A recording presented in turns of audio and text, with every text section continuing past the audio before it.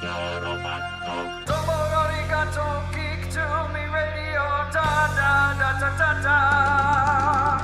Domo arigato, geek to me radio, da da da da da da.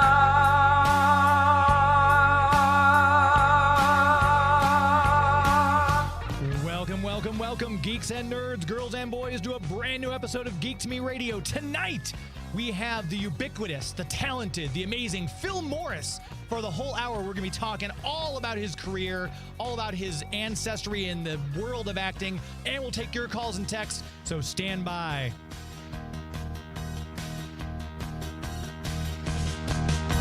We're talking TV, comics and movies, and video games. And if you don't know Star Trek from Star Wars, we'll try to explain. There are 12 doctors for Hogwarts houses, one ring rules them all. To be the greatest Pokemon master, you must catch them all. You must catch them all. Try to catch them all. Gotta catch them all.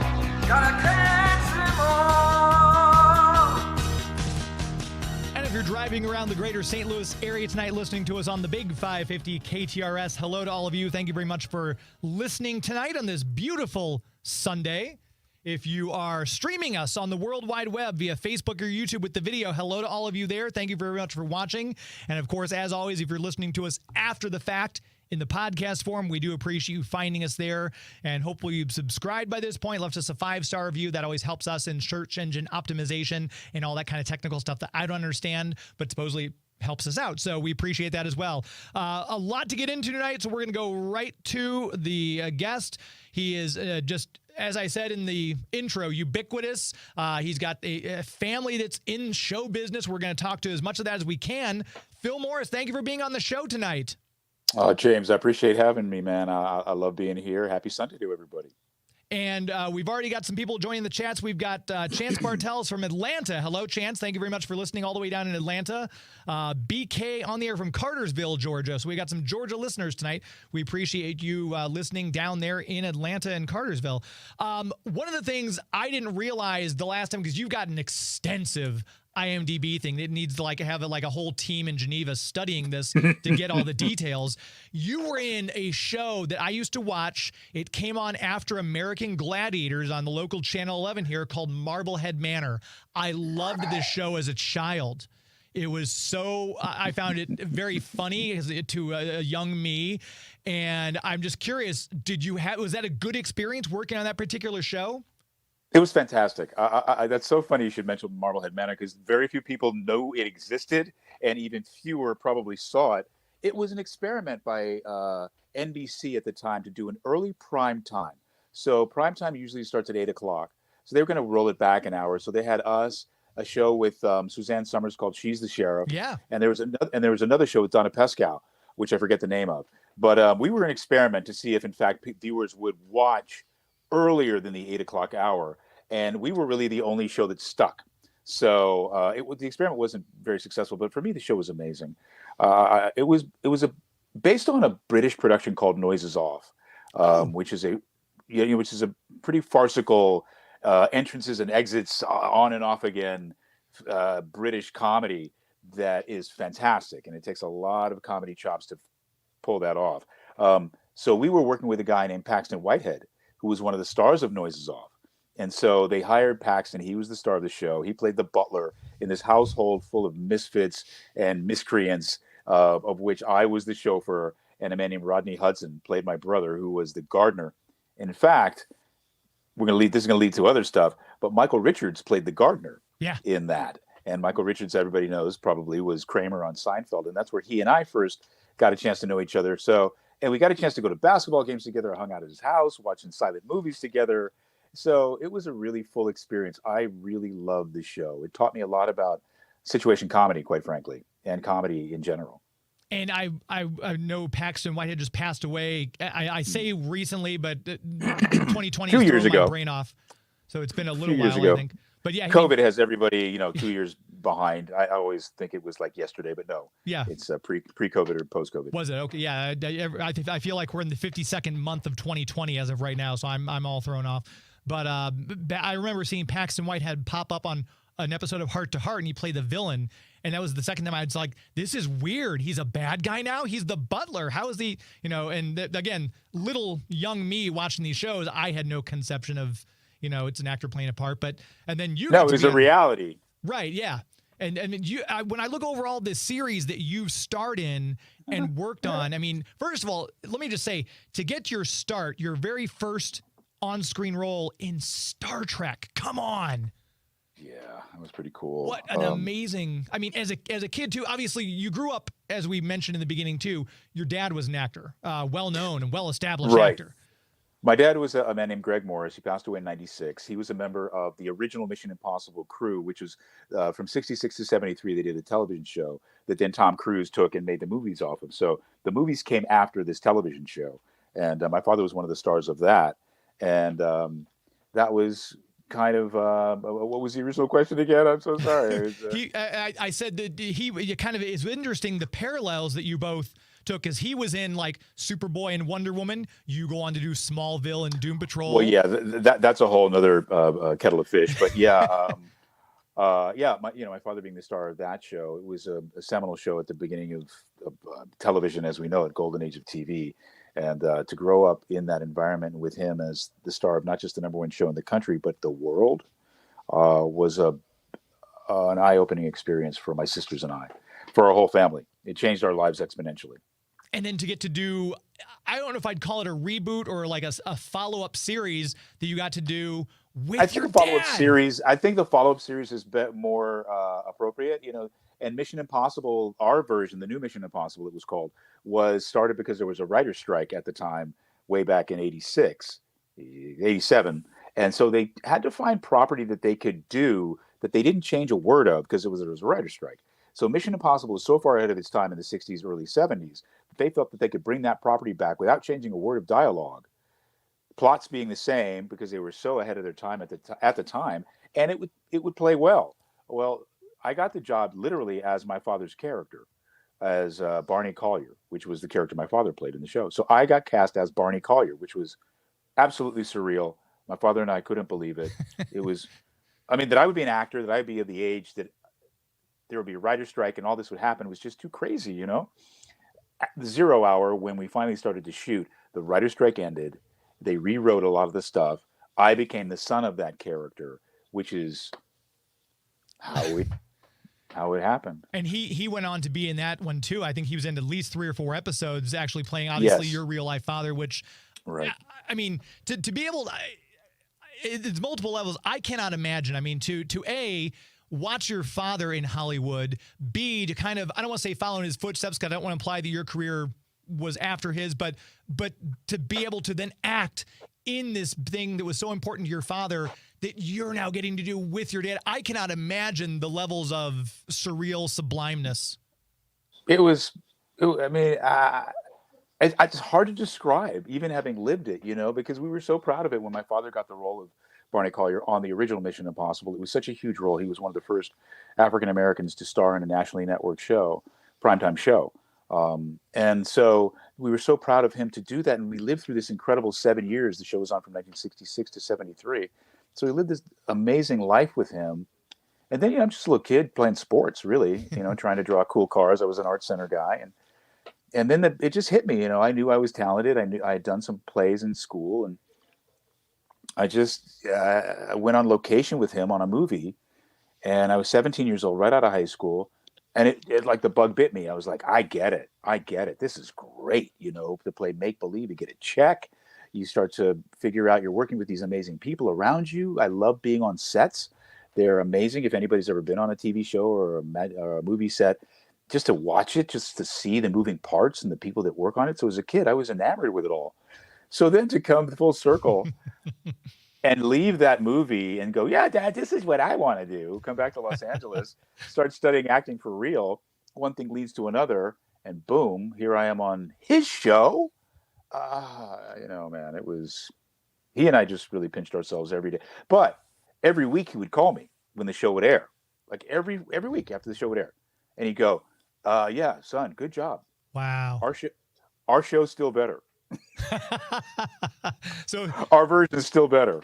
that's that little bit of good job, but not quite as good as we did back in the day. Don't forget, we're the legends. Don't forget. And we've got in the chats. I'm trying to do better. I keep telling my audience each week, Phil, that I'm trying to do better about paying attention to their chat so no one feels ignored. Bill Blanky here in St. Louis. Good evening. One of my favorite Seinfeld characters, Jackie Chiles, he says. So that's Bill Blanky here in St. Louis. Shannon Musler says, amazing story. How cool about your dad and getting to work with him. Pretty wild. We had Thaao Penghlis on the show not too long ago, played Nicholas Black in that one, and he even said that for his money was one of his favorite projects he got to do was the Mission Impossible. Mission Impossible. Yeah. Oh, me too. I mean, not just because of my dad, but because of Thaao. Thaao and I had met each other on the daytime circuit. I did Young and the Restless. He did Days of Our Lives, and so we it's a fairly close knit group, that little clique, and we'd seen each other a lot over the years. And so when we got these roles, it was great. It was though I already knew him. So when we went to Australia, which is where he's from, he was able to educate me about the Australian way of life, and I wasn't such a stranger there. I didn't feel like such a fish out of water with someone like him. And Tony Hamilton was also an Australian native, so they were kind of going back home, for better or worse for them.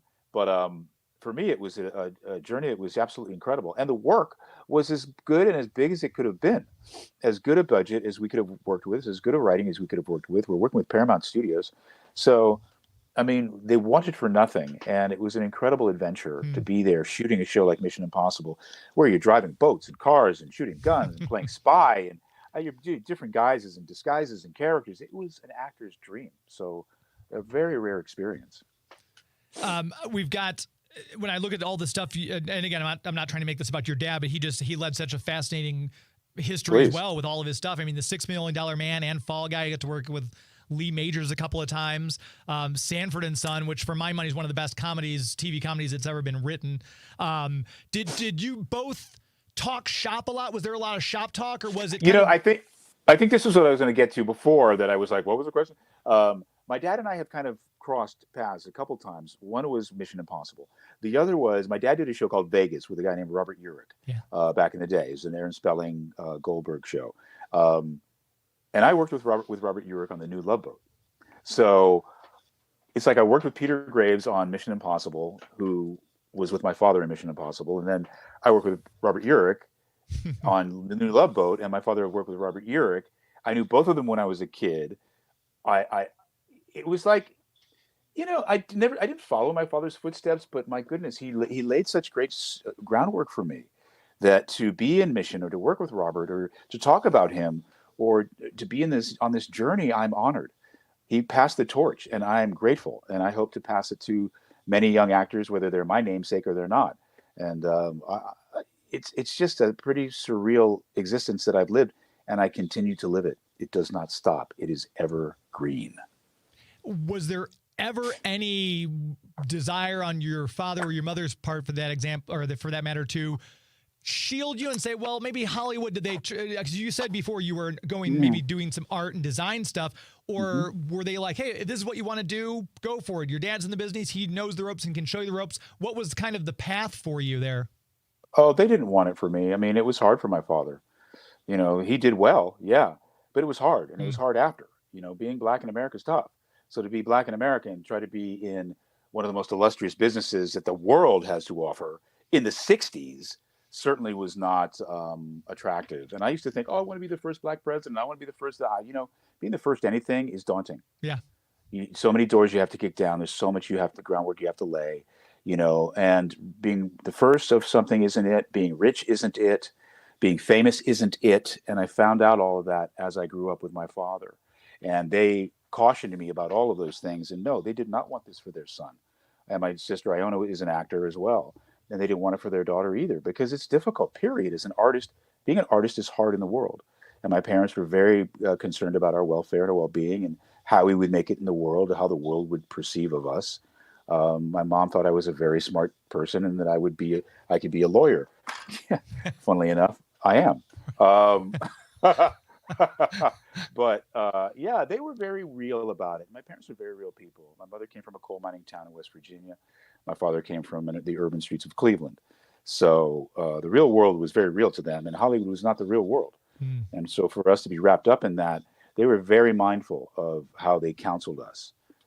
But when you are somebody who has a dream and a desire and a passion that lives beyond your people, it's best for them to support it, and get out of the way. And Yeah. I think that was too much to my parents' um, uh, good, was to get out of our way and let us find out for ourselves.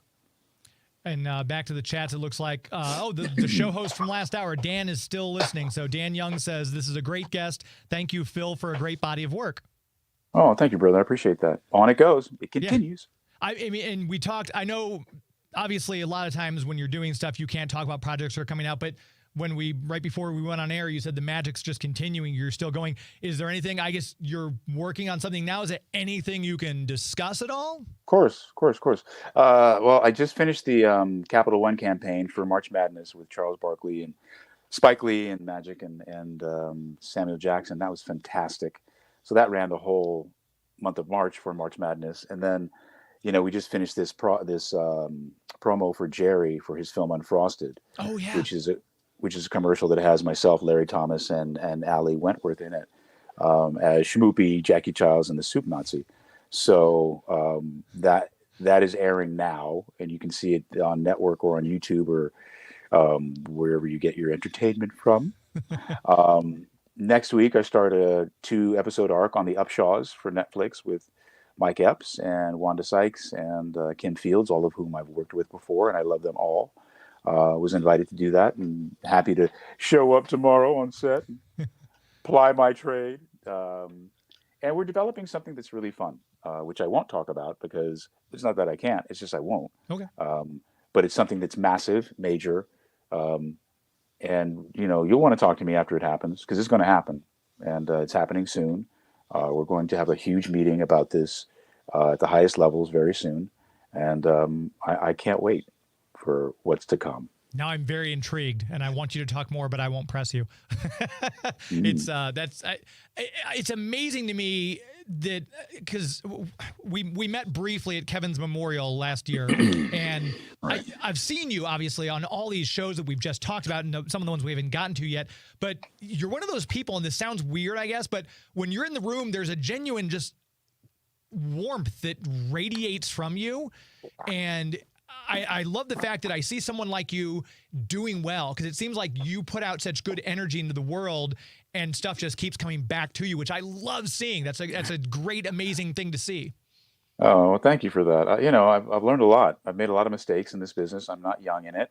I feel like I've grown and evolved and continued to take the lessons that are given me, and not stand on ceremony and think I know everything, or it all begins and ends with me. That comes from my parents as well.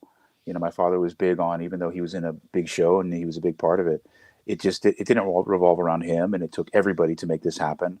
Craft service to the number one on the call sheet, to the executive producers, to directors, to produce the whole thing, man. It's such a deep web, such a deep fabric of involvement that you're better served to know that you're a part and not the whole. You're better served to think that you're a team player. You get better results that way. Yeah. And as a younger actor, I wish I'd have been told that. I did a seminar. Have less hubris, have less ego. You think you should have more ego and more hubris, that you should consider yourself more. It's counterintuitive. Right. They always tell you fake it till you make it. Put that confidence and bravado out there, and I've never been one not to be able so to fake much. it. That's the problem. Nah. I'm always I can't fake it, so I'm doing the best I can as it is. I'm Yeah. assuming, just with the like we discussed, the body of work. Do you remember the point in your career where you no longer had to audition? You were just getting offers.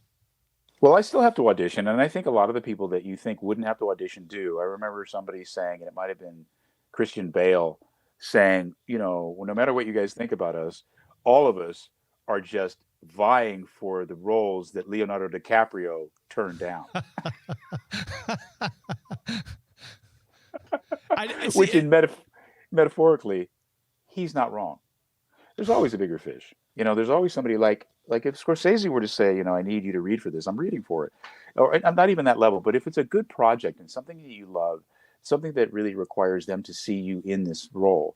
That's our job. That's what I do. So auditioning or not auditioning, or being an offer only, which is sometimes what people want. I won't audition, but if you offer it to me, I'll do it. Those are misnomers and can get tricky because our job is to show up and represent the character, not ourselves necessarily, the character. And so auditioning is a part of representing that, especially for people who need to hear you say their words, see you walk the walk of the character, be in the character, no matter what you've done in the past. And anything that I've done in the past, and I made this mistake as a young actor, I would think, oh, it's another lawyer, or it's another young romantic lead, or it's a physical guy, or whatever it was. I've done that before. I've got tape. I've done this. No. You've never done this before. This character has never lived before now. There is no time but now for this person who actually is a human being that you're going to embody. And I firmly believe that as I go home to my wife and kids and to my house on the beach, that character's out there still fighting the good fight. And it's for me to come back and slip into their skin.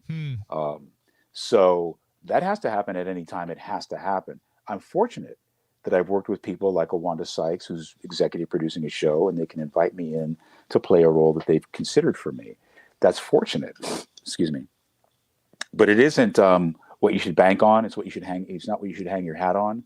And in fact, it's almost better to be challenged, to reach for something and then get it, than to be given it. Yeah. Yeah, and it's interesting the way you just phrased that too. You know, I've done this character type before. You told on the Justice League podcast that you did with Susan and I, which just came out. If you're listening right now to this, go back and listen. Our episode with Phil just dropped this past Tuesday. We're talking about Vandal Savage and the Savage Time. But during the course of our conversation, you mentioned that, you'd played a Klingon and you played a Jem'Hadar, and you were like, oh, it's a bad guy. It's a tough guy. And I can't remember exactly what the director's words to you, but it was very poignant what they said. If you remember the quote I'm thinking of. Oh, absolutely. Absolutely. They said, Phil, we know you played a Klingon. And the Klingons think that they're the baddest dudes in the universe. The Jem'Hadar actually are. That was it. So they don't have to snarl. They don't have to yell. They don't have to posture or beat their chests. They know what they can do. Yeah, that was it's great direction. And it's incredible because, like I said, you have played all these types of characters, but then there are those subtle nuances. Even the way when I was looking over the resume, you played Vandal Savage a number of times in a number of different projects. I'm assuming same type of thing. It was different playing him in the Lego version versus in the Justice League Unlimited version. Yeah, well, the Lego version is always more comedic, right? It's like. And so in Vandal Savage, in the Lego version, he was very caveman-y. So we see Vandal Savage, actually, when he was developed, when the meteor flies over and he becomes immortal, he's actually a caveman. And so he evolves quickly. They don't. And so in that, it's before the meteor really gets over the earth, and he's like hitting women in the head and dragging them. So that was a silly Vandal Savage. But the one that I did for... what was it? Justice League Doom. He was even more refined than the first time I played him on Justice League. He was less of a snarler and more mellifluous. He was more of the smooth criminal in the second part of when I played him. So yeah, I mean, and Bruce Timm was always there to, let's make him different this way and let's carve him this way. And Andrea was always like, why don't we make him a little bit more this or a little less that, It's amazing. I think we're going to get to all this. I need to take a quick commercial break. Do you mind sticking with me through a quick one? Absolutely. I appreciate it. Okay, so we're going to come back. Again, I'm watching the texts. We have Howard Morton says, great show. Howard listening from St. Louis.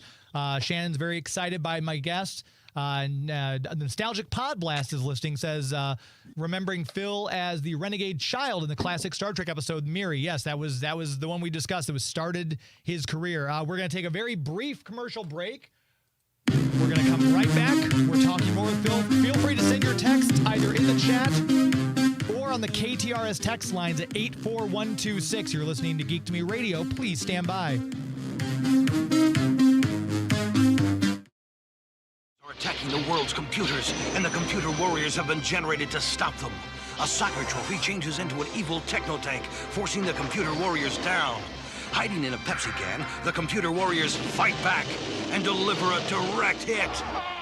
But the viruses keep coming, so the computer warriors convert a clock into a digital laser blaster and wipe out the virus air attack. Yeah! Computer warriors, expect the unexpected. Each sold separately. Computer and pencil sharpener available fall 1990. Only from Mattel. Power Lords, extraterrestrial warriors. I am Lord Power, leader of the Lords. Griptog and Rhaegoth are attacking. We must help Psyduck defend Balkan Rock. Power Lords. Griptog has 4 fists.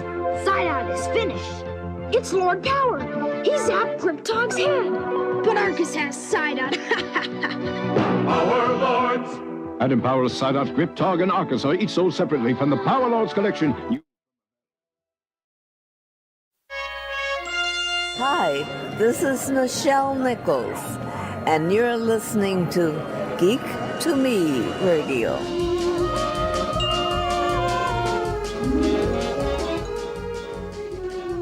Since Nostalgic Pod Blast pointed out Star Trek and the Children of the Miri, we figured we had to come back with Michelle Nichols bringing us back from commercial break.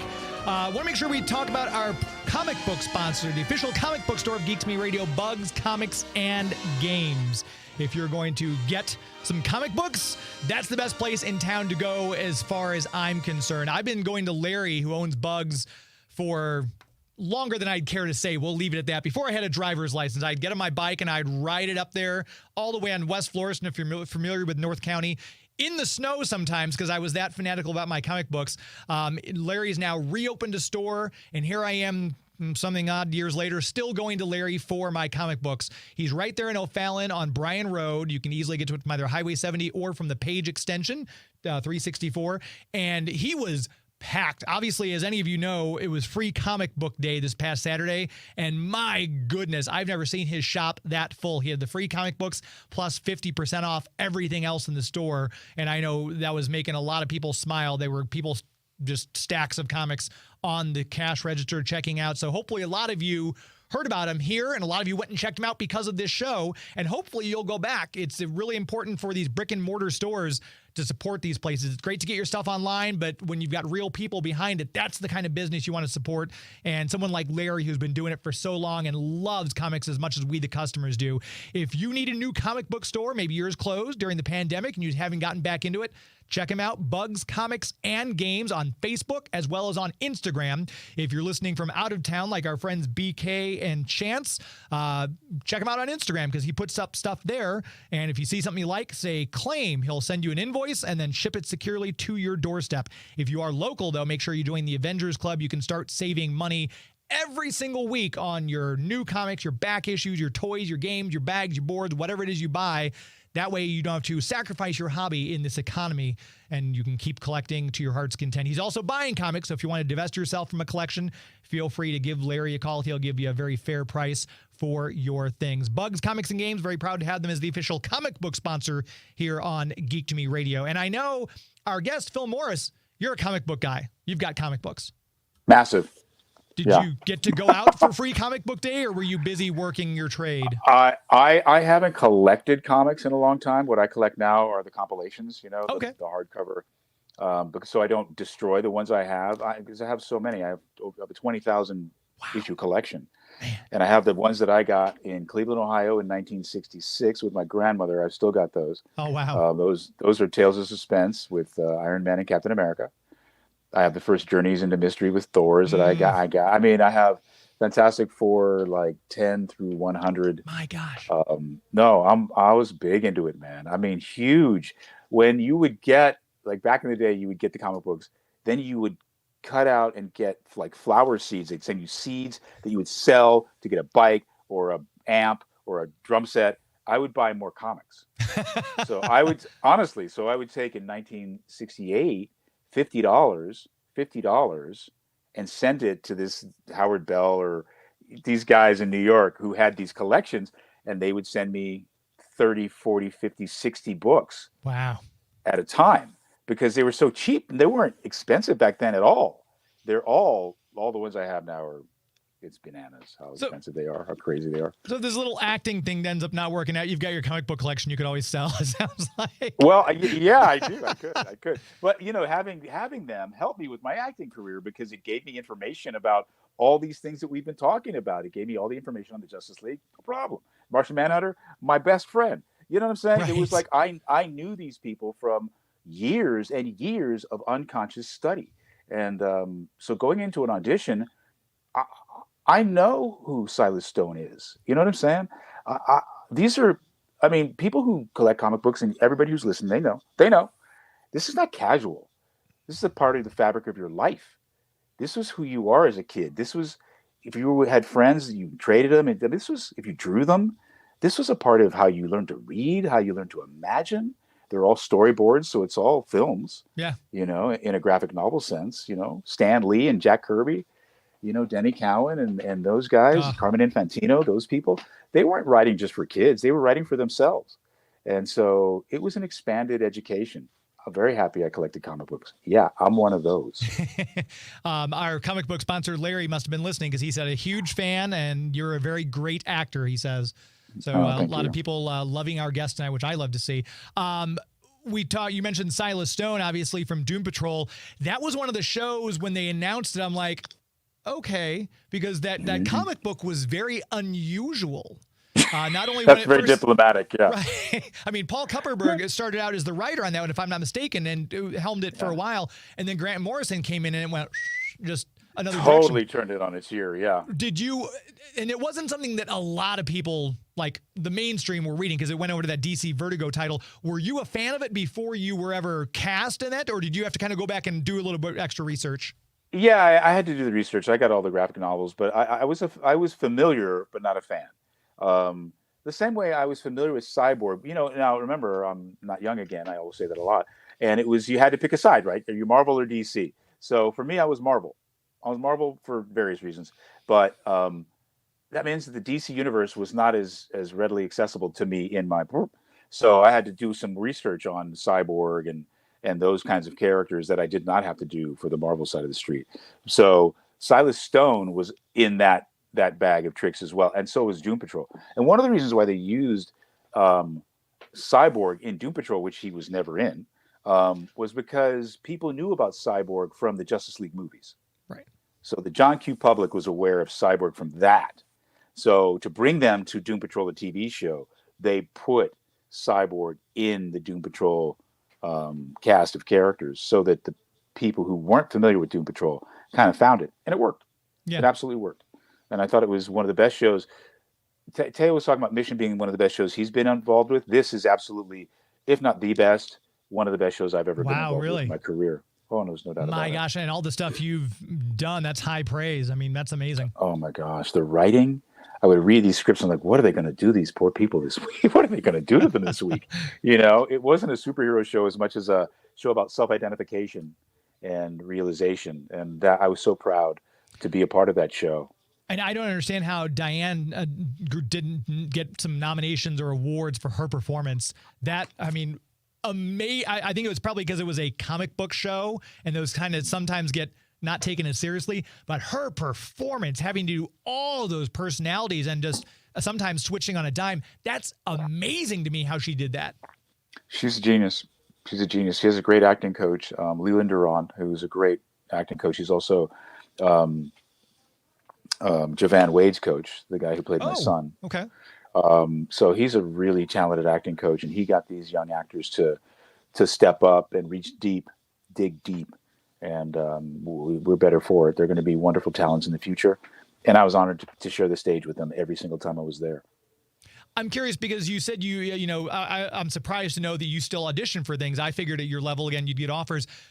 At your level, do you still, because I always feel like I never know enough about anything I do, and I'm always trying to learn. Do you still take acting classes, or do you seek stuff out at all, or is it a case by case? The life of my work is my class right now. And some actors may go, no, you must study, and I have two minds about it. I studied a lot when I was younger, and I studied with some incredible people, improvisational coaches, classic coaches, the method, all that stuff. I studied a lot, and I'm big on that for younger actors, especially. I think at a certain point you overdo it.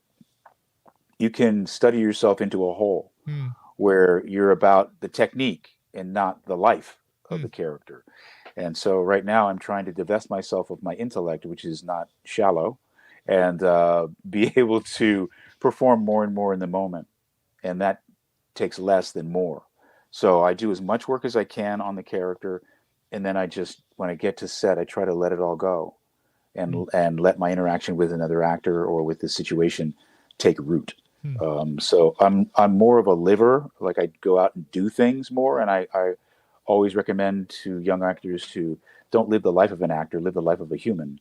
Climb mountains, race cars, swim, love people, eat food, cook. Don't go to class and then go afterwards to drink with the coach and then hang out with actors, because you're not going to play an actor very often in your career. You're going to play humans. And I like to live my life and bring that to my work as opposed to live my work. And I know Kevin Conroy said that when people always ask him, obviously they'd say, how do I get into voice acting? He would always say, be an actor first, because it is, even though people think, oh, it's about making funny voices, it is acting. And I think what you just said kind of encapsulates that as well. You've got to have these experiences to draw upon. And that Eisner Award-winning story that Kevin just wrote right before he passed about he drew on all those things to be a better Batman. It's one of those stories. It's like, man, it's incredible to think about the life he led and the stuff he went through, but look where he was and how adored he was. And it's really a cool thing to see, to your point. Well, yeah, we're a culmination, I should say, of our experiences. And as you gain more and more experiences, imagine you only have one experience. You only have so much to bring. So you want to have many experiences, a variety of experiences, and many reference points, so that you can alight on those experiences with alacrity and agility. And you can go from one to the next. It makes you a more interesting person. Forget an artist. It just makes you an interesting person when you read more, and life thrills you, and you are moved to distraction by things. That's what we do as artists. We are moved to distraction, and hopefully it's interesting enough for people to pay attention to. And if you're just tuning in, we're talking with Phil Morris. We've got him on here. The hour is never not long enough when I've got someone like you, Phil, because I feel like I would need about 3 or 4 hours to really get going. But we're going to take another very quick commercial break while we have you here, so we can do our next live read and reset.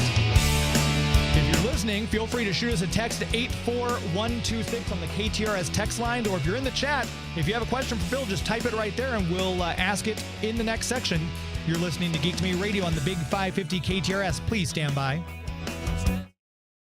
Ancients, secrets buried long ago when the last survivors hid them deep within the planet.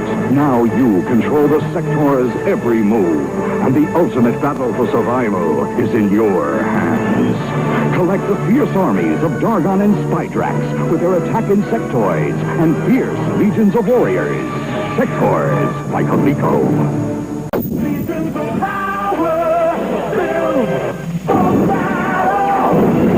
Legions of Power, awesome motorized machines you build for battle, each sold separately. Build for battle!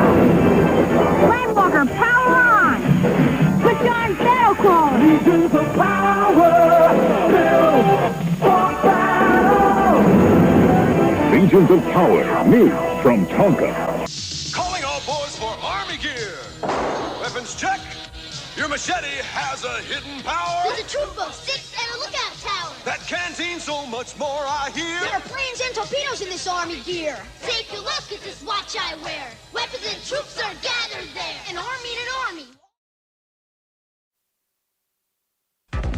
Hey, hi, listeners. This is Gregg Berger. Meet Grimlock, Dinobot leader from Transformers. And guess what? You're listening to Geek to Me Radio.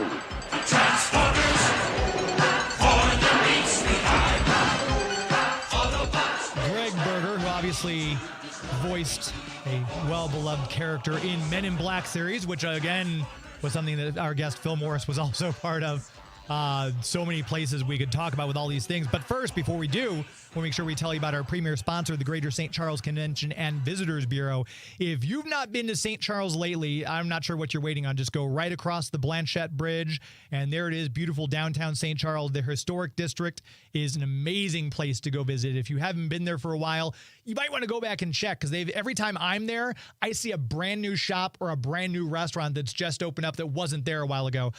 We just went down there for for Burger Underground, some of the best burgers you're going to get in the area. If you're wanting, hopefully, Cinco de Mayo Day, you celebrated at Margo Margo, got some tacos and margaritas. They've got a great Peruvian restaurant down there as well. If you just want some barbecue, go hit up Salt and Smoke in the 500 block of South Main. There's not a bad meal on the street, and a lot of these are all independent franchises, either mom and pop places you're going to eat, and the shops along there, same thing. So as we talked about earlier with comic books, it's important to go support small businesses. They have a new anime shop that just opened up, which again, I'm going to have to go down there and check out that. Or if you want to satisfy your sweet tooth, check out Sugar and Slice. Their macarons and their cinnamon rolls are the size of my head, and they're some of the best cinnamon rolls I've ever had. So whether you're local and just haven't been there a while, or maybe you're out of town like our friend Phil and want to go visit someplace new in 2024, check out the city of St. Charles. Start your trip at the website, discoverstcharles.com. There's always something going on down there, whether it's one of their ice sculpting things they've got going on in the winter, or one of their big major festivals like Legends and Lanterns coming up in October. If you're a fan of Halloween, you need to go see Legends and Lanterns. You can go take axe swinging lessons from Lizzie Borden. We're bringing back the Wicked Witch of the West. She'll tell you how to help her find Dorothy, where you can take pointers on how to locate witches from Abigail Williams. You can sing karaoke with the Phantom of the Opera, and that's just a few of the characters that are down there. Check out the website, discoverstcharles.com. As we always say, it's an historically good time. Spending just a little bit longer here with Phil Morris. The hour is flying by. We mentioned voice stuff, obviously, with Justice League and Vandal Savage. Gregg Berger, you did Men in Black with them. I love Gregg Berger. I just saw him at Transformers Con in LA last month, and he's just one of the nicest human beings. So sweet and so funny. One of the drier. He's so dry. I just dig him. That is the sign of a high intelligence right there, people. Okay, well, see, I need to work on my dry sense of humor so people think I'm smart. Me is what you're too. telling me. When you do all these animated shows, we talked about Doom Patrol being probably one of your favorite shows. When you do with these animated, because you've done some where you're featured in many episodes, and then there's some where you're just coming in and playing a part in an episode here and there. Do you have a favorite animation, one that you've been a part of? Animation's weird. You know, I don't recommend my process about this to anybody, how you get into it at all. Really, I don't. Because I maybe I shouldn't say this. I've never taken a vocal class. I've never taken an animation class. I've never done that. I've only trained as an actor. And Kevin Conroy is so right when he says this. Know who you are as an actor first. And then when you know what that is, you can apply it to so many different areas of the work of an actor, whether that's a commercial. Like my acting coach would go, why are you doing commercial workshops? I'm going to teach you how to act, and you're going to be able to cut that down into a 30-second, into a 60-second. But if you've only learned a 60-second bit of reality and you go do a movie, you're screwed. So learn full stop what you're going to do, and you'll be able to parse it and put it into the areas that you need it. That's how I've trained myself. So no, I haven't taken an animation workshop, and I haven't taken a vocal workshop. I take acting classes. And I can then, because of my love for the medium, if it's animation, I love animation. I've grown up with it my whole life. So I use all that I learned as a child, which is wonderful, to further my career as an animation voice actor. If I'm an audiobook person, then I love reading. I love what I feel when I read. I try to impart that, imbue that into the books that I'm reading. So I don't have a favorite almost anything. I love it all equally. It's like saying, who's your favorite child in a way? And I can't do that. And voiceover came to me very inordinately. When I worked with Andrea Romano, I don't ever remember auditioning for them ever. I remember coming in and I was just working. They just gave me roles. How they knew I could do it, I don't know. That's their genius. I do not know. I literally came in the first time to read for them. I was playing Imperiex in the Legion of Superheroes. I'd never worked with them in my life. How did they know I could play this villain, this incredible... Imperiex is this incredible, wild... How did they know I could do that without destroying my voice, which I never did? And then I would come back and I'd play Vandal Savage. I never read for Vandal Savage. They just gave it to me. Somehow they just knew. And somehow I had the facility to do it. And I challenge myself all the time. I know this is a bit of a ramble, a bit of a rant, but this is how I do it. And I like it because it's kept me fresh all this time. I don't beat myself up with class. I don't beat myself up with, over intellectualizing it. I see how it feels to me. My hands are sweating now because I know this is the truth. I see how it feels to me. I see how it permeates my soul. If there's some truth in there, my job is to find it and then to bring it to the character. And through the character, I bring it to you.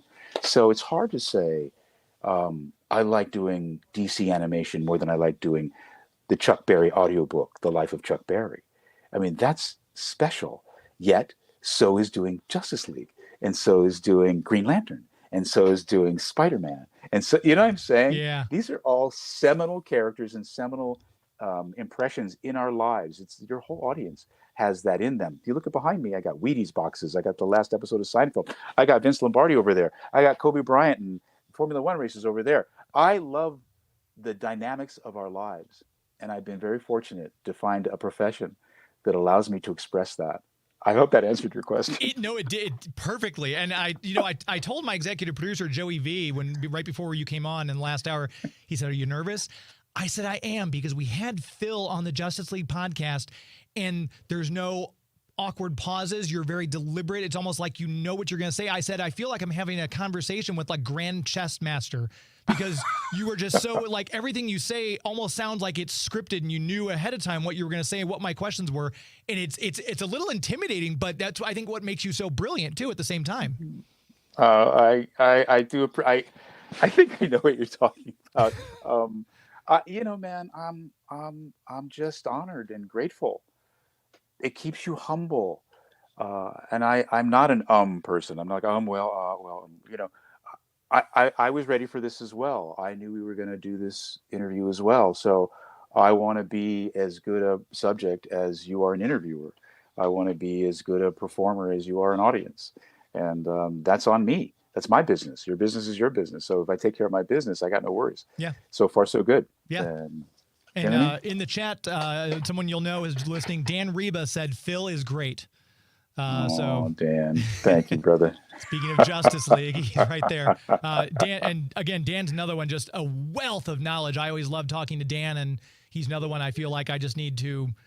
He needs to write a book, Dan Reba, by the way, just all the stuff he's done. But to your point about Justice League, Andrea, I know everyone I've had on who's ever worked with Andrea said she knows what she wants and she can easily get it out of people. And Susan Eisenberg even said, I don't think anyone ever turned Andrea down. That's why you're getting people like Nathan Fillion, like yourself, like Clancy Brown coming in because, oh yeah, Andrea's doing it. Sure, I'll come in and play. And that's she offers you gold. Yeah. She offers you gold. She knows ahead of time that, yes, you will be perfect for this part in Legion of Superhero. And yes, you will be perfect as Vandal Savage. And she just had like precognitive abilities. Andrea Romano, someone needs to save her brain and put it in the Smithsonian. That's all I'm saying. They need to do a documentary on her. Yeah, no kidding. We need to know about her because her life is crazy good. She was an actor at first. That's why she knows actors so well. Yeah. So she knows what she hears. She knows when it's right. She knows when it's wrong. She knows how to appeal to you in a way without giving you a line reading. She knows how to give you modulate it up or take a sip of water or take your time or, one of the best directions I ever got from anybody.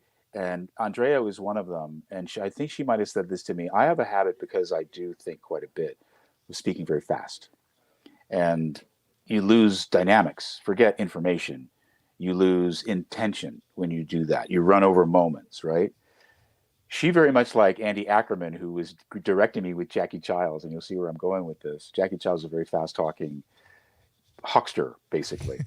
And so as I'm rehearsing Jackie for the week when I first started it, I'm just a mile a minute going. And I think I was doing that with Andrea as well. She said the same thing that he said. She said, Philip, let your character breathe. Let them live in full. You got this. And as soon as they said that, and you could just sit back and go, okay, I don't have to, where's the fire? Nowhere. I can sit in this character, give them their due as we do in life. We're in this conversation. I'm not rushing through this. I don't know what I'm going to say next, really.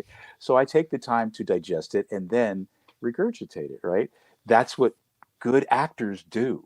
When you watch a De Niro and he doesn't say anything for 20 seconds, yet he's saying everything, that's because he's letting his character breathe. Yeah. And so Andrea knows how to appeal to actors in that way. That's why she is a genius. Yeah. She's a genius. And like I said, we've got 7 minutes here before I have to start the outro music and everything. And there's so many things I didn't get to. You mentioned Seinfeld, so I want to go to that because, again, I don't know what it was, and maybe you can speak to this, having experience. I should say, Jess, I just interviewed Patton Oswalt. That interview will play next Sunday, but that he got his start on Seinfeld. He just had a scene with George's character. I should say Jason's character, George. But George. I'm very curious. You worked on that show several episodes. There's the characters you mentioned, like, Schmoopy and the Soup Nazi and, all these different people who that series, in my mind, had all these background characters that were full front, just like right there, and they're so memorable. In your experience being on that show, what do you think it was that made those characters pop, even in some cases stealing the thunder of the main cast? Casting. They were great. They were the best casting directors in the city. And excuse me that I don't remember all the other actors will remember names. I'm terrible with all that stuff. But they knew. When I read for Jackie, there was only 2 people who read for it. I was there with Ted Lange from Love Boat, Michael Boatman from so many things, but Spin City, Michael Dorn from Star Trek, me, and Michael Dorn and I were the only 2 who read.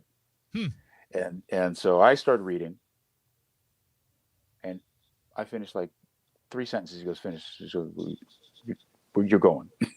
You're going over here. And so we went. And they knew. He knew that I was the guy. He could feel it. And I think with many of these actors like Patton and other people, they could sense this was the person for this character. They knew Larry and Jerry very well. They knew their voice. And so they provided exactly the type of person that they would want. In fact, this is to prove my point even more. So I get Jackie Chiles. I go to the set that Monday. You have a 5-day work week. You're working on the character 5 days. I got to work with different stuff. Like I said, I was speeding up, slowing down. Jerry is on the set watching me work, and I know you got to go out of this, but he's watching me work, and I'm trying different stuff and different intonations. He goes, wait, hold on. What are you doing? Are you doing something different? And I said, well, yeah, I got 5 days. I want to try to figure out different stuff. He goes, no. You do exactly what you did in my office when I hired you. I want you to groove that for the next. Can you do that? I'm like, no problem. So what I'm saying is the casting directors gave them exactly what they wanted. There was no adjustment for me to make. I had it. And he just wanted to underscore, you got this. Don't mess it up. We hired you for this. Give us this. Yeah. Wow. Yeah, they knew. It's like I said, it's one of my it may have been my age when I watched it, but for me, Seinfeld is probably top 5 TV shows of all time, just between the casting and the writing, right up there with the original Twilight Zone series, Buffy the Vampire Slayer. It's just one of those TV shows that I think is always going to stand the test of time.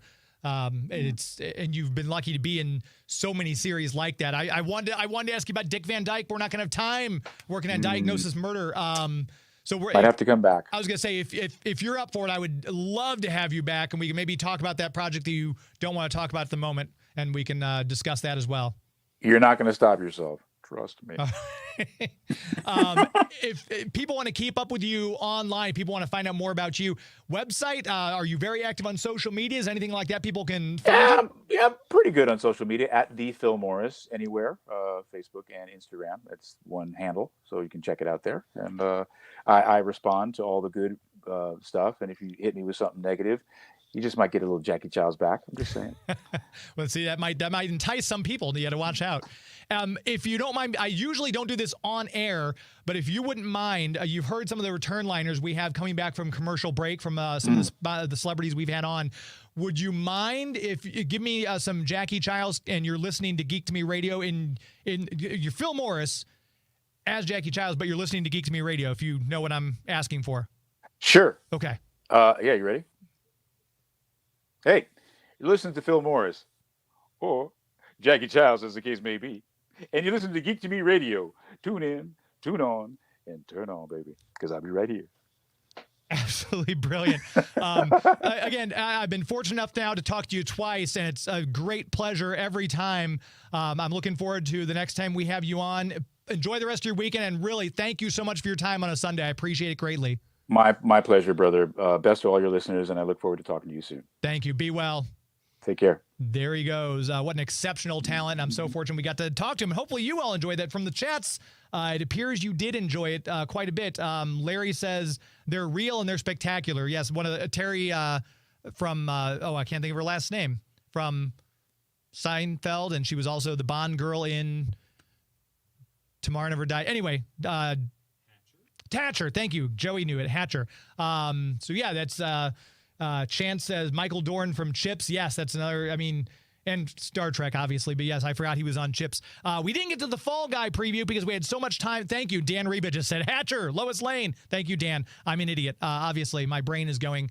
But just an amazing talent. I'm so glad he was able to stick with us for the whole hour. And it sounds like he wants to come back. So if you didn't get to ask your question this time, make sure you tune in next time. Make sure you go to youtube.com, find Geek to Me Radio, and hit the subscribe button. We're trying to ramp up to 1,000 subscribers so I can hit that little tiny milestone that Twitter, or I should say YouTube, wants me to hit.